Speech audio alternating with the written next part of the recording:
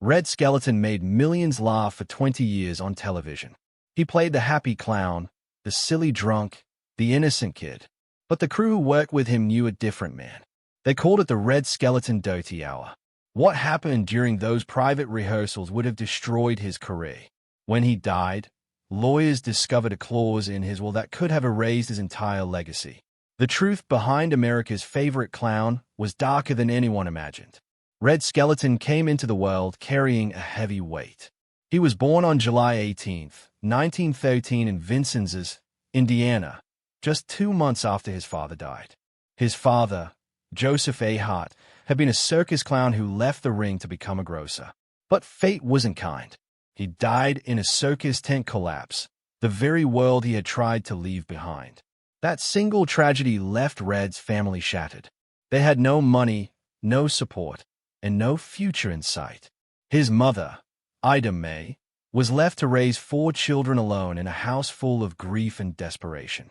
The poverty was brutal. People in the neighborhood didn't just whisper about it. They described it plainly. So poor, Ida took whatever job she could get. She scrubbed floors. She ran elevators. She kept going even when it broke her down. Red's family wasn't just poor. They were seen as hopeless.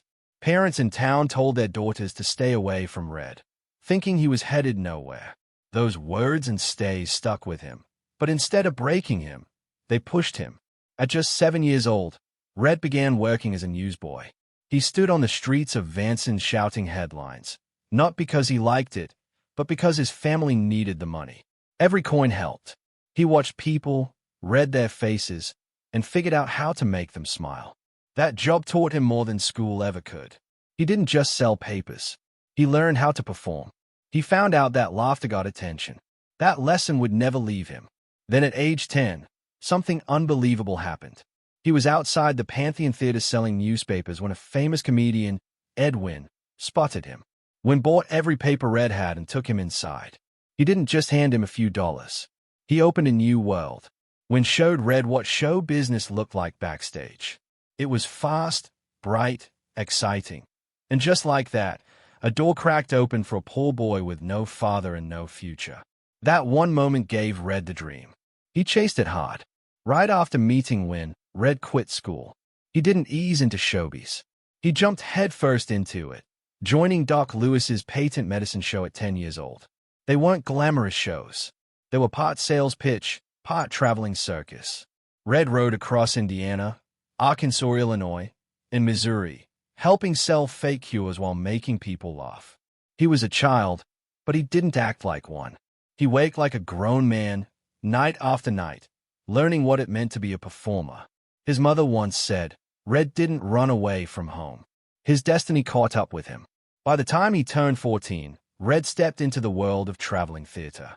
He joined the John Lawrence Stock Company and was cast in serious plays under tents.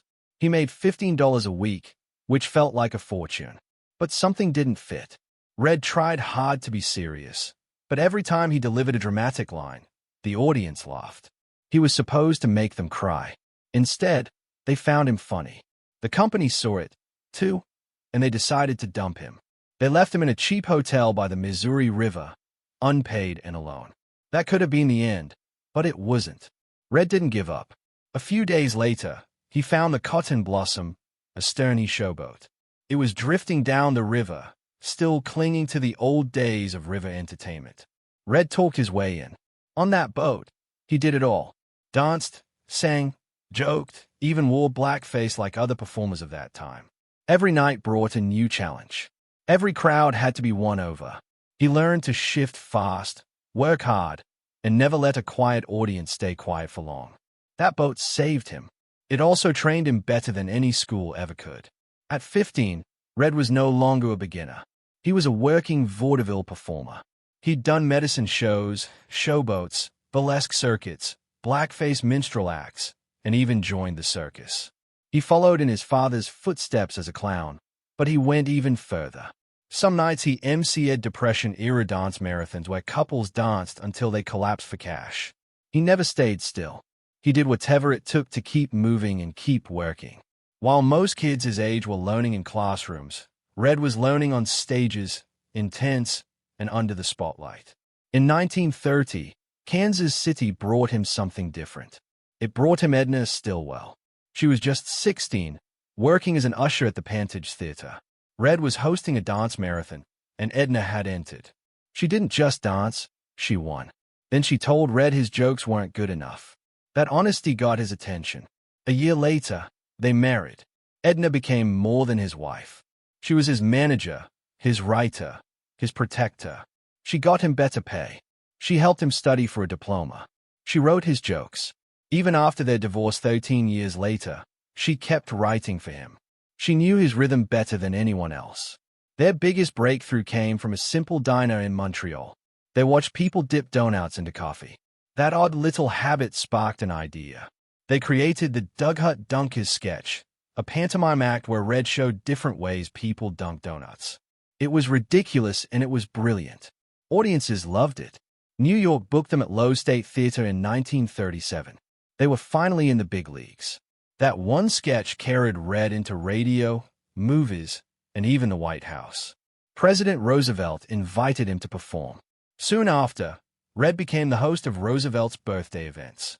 Red Skelton's rise in show business hit a major turning point in 1937. He had spent years touring vaudeville circuits, but that August, one radio appearance changed everything.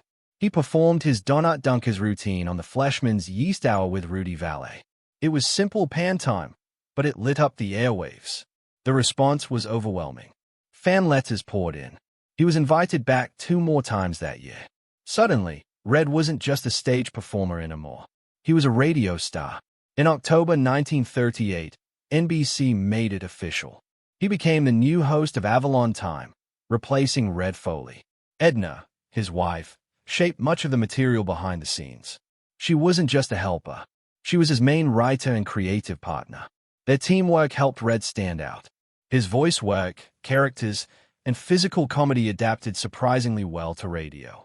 It wasn't just the next step, it was a leap into a new world, and Red landed right in the middle of it. By 1941, Red was ready for something bigger. The Raleigh cigarette program launched on October 7th, and it instantly became a nationwide hit. This was where Red introduced some of his most famous characters. Junior, the mean Whittle kid, became a national obsession.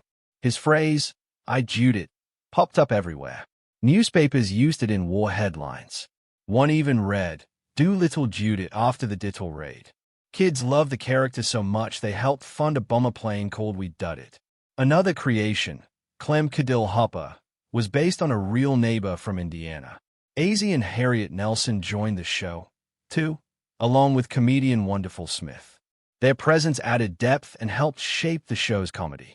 The run ended in June 1944 when Red was drafted into the Army. But by then, he had already left a permanent mark on American culture. Red's time on the big screen began earlier. In 1938, he made his debut in Having Wonderful Time, a light comedy set in a summer camp. He shared the screen with Ginger Rogers and Douglas Fairbanks Jr. He played Itchy Faulkner, the camp's chaotic social director. Most of his scenes were cut, but even in a reduced role, Red made an impression. Critics saw his timing and energy, and that was enough. The movie grossed over $1 million, earning a profit above its $966,000 budget. It wasn't a blockbuster, but it opened doors. His signature routines, like the Doug Hut dunking bit, were getting noticed in Hollywood, too. From that point on, Red became a fixture at MGM. Between 1938 and 1951, he appeared in over 30 films. Ship Ahoy in 1941 placed him alongside Eleanor Powell and Bert Lau. Then came Bathing Beauty in 1944, originally written for Red, but remembered for making Esther Williams a star. In 1948, he starred in The Fuller Brush Man, where he played a door-to-door salesman caught up in a murder plot. Bathing Beauty was especially iconic with its vibrant Technicolor scenes and elaborate swimming sequences choreographed by Busby Berkeley. Red's characters blended comedy with emotion, and audiences loved it. His style was different, warm, silly, and full of heart. That made him one of MGM's most reliable comedy stars through the 1940s. The same year the Raleigh cigarette program began, Red also starred in Whistling in the Dark. It was a big year. He was voted the top new radio star of 1941. That was no small feat. He was up against legends like Jack Benny and Fred Allen. What made Red different was his clean humor. It worked for every age group. No dirty jokes, no politics, just funny, strange characters you could laugh at with your kids or your parents. That's why he stood out. That's why he stayed. Everything changed again in March 1944. Red was drafted into the Army. At the time, he was at the top of his radio career. The Raleigh cigarette program was airing every Tuesday night at 10:30. It was one of the highest-rated shows in the country. His sponsors didn't want to lose him. Neither did MGM. They tried to get him a deferment. It didn't work. His final show aired June 6, 1944.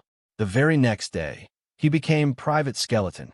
The adventures of AZ and Harriet took over his time slot. Just like that, one of America's favorite voices disappeared from the airwaves. The war made no exceptions. Red didn't get special treatment. He trained like any other soldier. But there was a twist. He was constantly being asked to perform. Between drills, he did comedy shows, a lot of them, 12 in a day. Sometimes it wore him down fast. In his diary, he described feeling faint during one of the performances. He forgot parts of his act. He covered it up, but the signs were there. In April 1945, he was sent to Italy. That month alone, he did 41 shows in 6 days. Soldiers loved him. Chaplin said he lifted spirits, but Red was running on fumes. His body and mind were giving out. Then came the collapse. He broke down in Naples. They rushed him home and admitted him to a military hospital. He stayed there for 3 months. The public never really heard what happened. The newspapers gave it a soft touch, but inside Red was shaken. He developed a stutter. He was no longer the man who bounced between characters with ease. One day in the hospital, he noticed a fellow soldier who wouldn't talk. Red tried making him laugh. That small moment helped him start healing, but the scars didn't disappear. In September 1945, he was officially discharged. He joked later that he was the only celebrity who went in and came out a private. But it wasn't just a joke. Red didn't take the easy path. He didn't ask for a desk job or Hollywood unit. He took the hard road and it changed him. The breakdown left lasting effects. The stutter lingered. So did the pain. His discharge papers were signed on September 24th. The war chapter was over. But something inside him had shifted for good. Still, Red didn't waste time. By December 4th, 1945, just 10 weeks after leaving the Army, he was back on air. The Raleigh cigarette program returned, and fans were thrilled. But those closest to him noticed the difference. Red was still funny, still sharp, but now there was something darker beneath the surface. He laughed less offstage. He withdrew more often. His new characters had a deeper edge. They reflected someone who had been through something. When Red Skelton's show first aired on NBC on September 30th, 1951, it didn't just fill another time slot. It exploded onto television screens. Red was already a star on radio and in film, and millions were eager to see how he would perform on TV. The country watched live as his familiar comedy took on new life thanks to a new technology called the coaxial cable, which let people across the US see the broadcast at the same time. In the very first episode, Red ended his monologue by getting yanked off stage by 2 invisible hands. It was a hilarious bit, but it caused real injuries and he had to drop it later. Still, the impact of that episode was massive. By the end of its first season, the show ranked number 4 across all networks. At the 1952 Emmy Awards, Red won Best Comedian, and his show won Best Comedy, beating Milton Berle, who had always dominated. It was the start of something big. For the next 20 years, Red Skelton would shape the way Americans laughed. In 1954, Red moved his show to CBS. It was a smart move. CBS gave him more airtime and more freedom. By 1962, the show had expanded to a full hour and became a regular part of Tuesday nights for families across the country. It stayed in the top 20 for nearly 20 years in the mid-1960s. It even hit number 2 in national ratings. Red didn't just lead in comedy. He pushed boundaries in technology, too. Between 1955 and 1960, he paid for color broadcasts himself, even though CBS was still cautious about switching over. The show was a hit. But in 1970, CBS canceled it. Not because of ratings, it was still strong, but because they wanted younger viewers. Red's audience was older, and that didn't fit the network's new plans. The cancellation came as a shock both to fans and people in the industry. It was a cold reminder that even legends can be swept aside. One of Red's most loved characters came early in the TV run. In 1952, he introduced Freddy the Freeloader, a silent clown who lived in a shack, always smiling despite having almost nothing. He was based on Red's memories of his father, who had been a circus clown before he died. Red poured his heart into Freddy. It wasn't just a character, it was part of who he was. Freddy never complained. He believed something good was coming, even when things looked bleak. Red once said Freddy was the purest of all his creations. The sketches where Freddy didn't speak, called the silent spot, became a staple of the show. Red used his face, his hands, and his movements to tell full stories without a word. Freddy later got his own HBO special in 1981, years after Red's main show ended. It proved that the character still lived in people's hearts. Through Freddy, Red gave audiences more than laughter, he gave them hope. But behind the scenes, Red's life took a devastating turn. On May 10, 1958, his son Richard died of leukemia just 10 days before his 10th birthday. It shattered the Skelton family. Richard didn't even know how sick he was. Red and Georgia tried to protect him from the truth, but his little body couldn't take the endless transfusions. In his final hours, with an 4 in his leg and bruises covering him, Richard asked his father for one last favor. He said, "Daddy, will you get Mama that red blanket for Mother's Day?" It wasn't for him, it was for his mother. Those were some of his last words before falling into a coma. At 8:36 p.m., he died. Red and Georgia stayed by his side in the hospital room for over an hour, surrounded by his toys and the stuffed dog he'd loved since he was 6. Georgia later said she had held back her tears until then. Richard had asked her not to cry when she visited. That night, she finally let it out. On Richard's last full day, Red brought a Sears catalog to the hospital. He told Richard to pick anything he wanted for his birthday. The boy chose camping gear, a tent, and that red blanket. But the blanket wasn't for him, it was for his mother. He also said he didn't want a big party, just a cookout with a few friends. Even as he was dying, he thought of others. That red blanket became a symbol of his love. It stayed with Georgia for the rest of her life. The moment revealed everything about who Richard was and what he meant to his parents. After Richard's death, Red couldn't bear to touch his room. He left it exactly the same. The toys stayed. The pack bag stayed. He often sat in there alone, quietly falling into depression. The grief didn't stay private forever. It started showing up in his work and his marriage.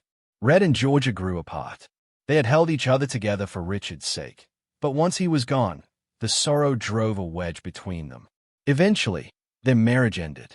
Red's comedy began to shift. He still performed, but the sadness in his eyes was hard to miss.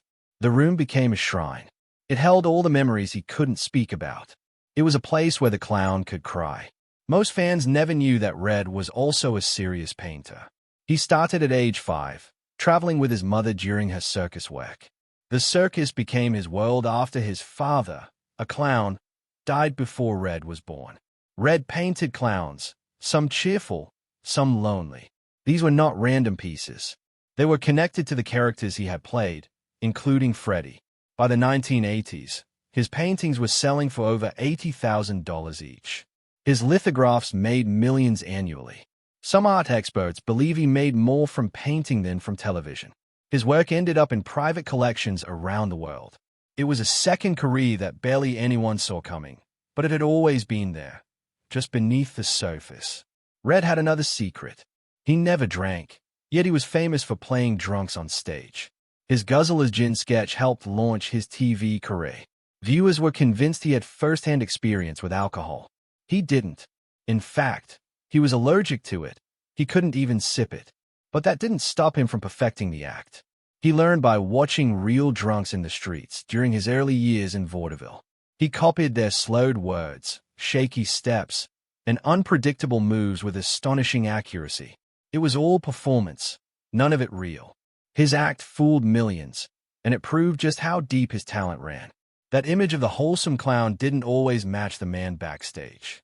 During rehearsals with Martha Ray and other friends, Red often unleashed dirty jokes and wild sarcasm. These private sessions became legendary among the crew. Some called it the Red Skelton Dirty Hour. Red riffed on every topic, even the ones he'd never touch on air. His third wife, Lothian, once said Red had a place in his mind just for jokes that people weren't supposed to understand. It was like a pressure valve. He gave the world one version of himself, but he needed to laugh in private, too, even if it was darker. Red Skelton spent nearly 2 decades lighting up American television. His show ranked in the top 10 for most of those years. During its final season on CBS, it was number 7, but none of that mattered in 1970. CBS canceled The Red Skelton Show. Anyway, it wasn't because of ratings. It wasn't about performance. It was about image. The network decided to cut ties with anything it saw as too rural or too old. This move became known as the Rural Purge. In one sweep, they axed not only Skelton, but also the Beverly Hillbillies, Green Acres, and Mayberry RFD. CBS President Fred Silverman didn't flinch. He wanted younger urban audiences. The ratings didn't matter. The legacy didn't matter. The audience loyalty meant nothing. This brutal shift in television history replaced family favorites with edgier shows like All in the Family and MAS*H. Millions of loyal fans were left behind. Red Skelton was one of them. He wasn't just disappointed. He was crushed. He had been performing in Las Vegas when he heard the news. He said, "My heart has been broken." For 17 out of his 20 years on television, his show had ranked in the top 10. But CBS didn't care. They looked at numbers on a demographic sheet, not decades of service. His wife, Lothian, said Red never truly healed from that betrayal. He felt tossed aside by an industry he helped build. Even after the cancellation, he kept performing. He did up to 70 live shows a year, but the pain of being discarded never left. He told Lothian, "I'm mad that they didn't understand that I still had something to give." NBC tried to bring him back for one more season in 1970, but they changed everything. The show was cut from 1 hour to 30 minutes. It moved from Tuesday nights to Mondays. The set turned cold and dark. They added a cast of young actors that disrupted the flow. Viewers could feel the difference. What once felt natural now seemed forced. The ratings plummeted. It didn't even break the top 30. By spring 1971, NBC canceled the show. Red Skelton's era on weekly television came to an end. It wasn't just a show that failed. It was a bond he'd built with the audience that couldn't be recreated. Even as the comedy world changed, Red held his ground. He never gave in to vulgarity. He refused to add shock or swearing to his act. He said, "I'm not going to have my audience and their mothers, fathers, children, and grandchildren hear me recite what they can read on bathroom walls." While other comics adapted, Red stuck to clean humor. It made him seem old-fashioned to some, but he didn't care. His audience deserved respect. He kept performing on stage. He toured colleges, clubs, and charity events. People still showed up, still laughed, and still loved him. He proved that wholesome comedy could still work. He never changed to fit the times. He stood for what he believed in. Then came a shock no one expected. In 1980, 13 of his former writers filed a lawsuit. They found out Red had written a clause in his will. It said all tapes of The Red Skelton Show should be destroyed when he died. If carried out, that would mean no reruns, no syndication, and no residual for the writers. It would erase decades of work. Red said he wrote it during a dark time when he felt abandoned by the industry, but the backlash made him rethink. He later asked, "Would you burn the only monument you've built in over 20 years?" Eventually, he allowed some episodes to be preserved. His change of heart saved his legacy and protected the writer's work. But the incident revealed how much pain he still carried. Red Skelton's personal life was just as filled with heartache. On May 10, 1976, his ex-wife, Georgia Davis, took her own life. She used a gun. She did it in the backyard of her home in Rancho Mirage, California. The date was not a coincidence. It was the anniversary of their son Richard's death. Richard had died of leukemia in 1958 at just 10 years old. Georgia never got over it. She battled alcoholism and depression. Their marriage didn't survive. They divorced in 1971. 10 years earlier, in 1966, she had been shot in the chest with a .38 in Las Vegas. That too was surrounded by mystery. After her death, Red stopped performing for more than a decade. He withdrew from the spotlight. The grief consumed him. In 1973, Red married again. His new wife, Lothian Toland, was the daughter of legendary cinematographer Greg Toland. Red was 60. She was 36. They moved to a quiet ranch in Anza, California. They raised horses and tended to bonsai trees. They avoided Hollywood. They avoided the noise. Lothian became his source of peace. Red wrote her letters every day. She kept them, finding some only after he passed. She stayed out of the public eye, but she took on the role of preserving his memory. She made sure Red's work wouldn't be forgotten. Even without television, Red never stopped entertaining. He performed around 70 shows every year. Carnegie Hall, college auditoriums, casinos. He went wherever people would laugh. He also started painting. He focused on clowns. Collectors loved them. Some paintings sold for over $80,000. He earned up to $2.5 million a year from his art.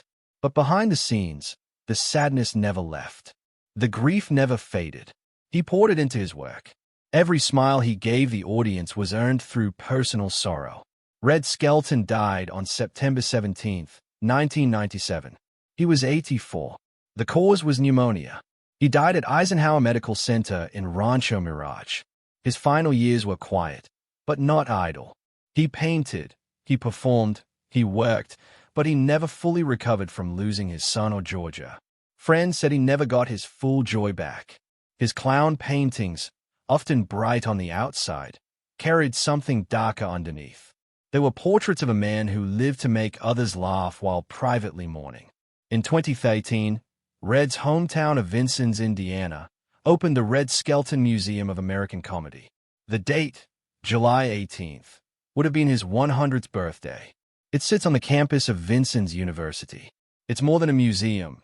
It holds his scripts, costumes, rave footage, over 200 paintings, and even personal items donated by Lothian. The museum also hosts events like the America's Clown Award and the Laughter Film Festival.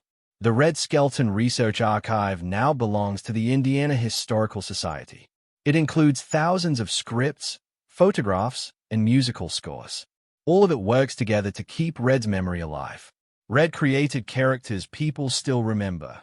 Clem Cadiddlehopper, Freddie the Freeloader, the Mean Whittle Kid. These weren't just gags. They had heart. They had life. His characters became part of American culture. His style shaped comedy. Robin Williams, Jim Carrey, and others looked to him as a guide. The Red Skelton Show ran for 20 years. It won multiple Emmys. It became a fixture in homes across the country. Even now, his work continues to echo through entertainment. His laughter remains. His legacy lives.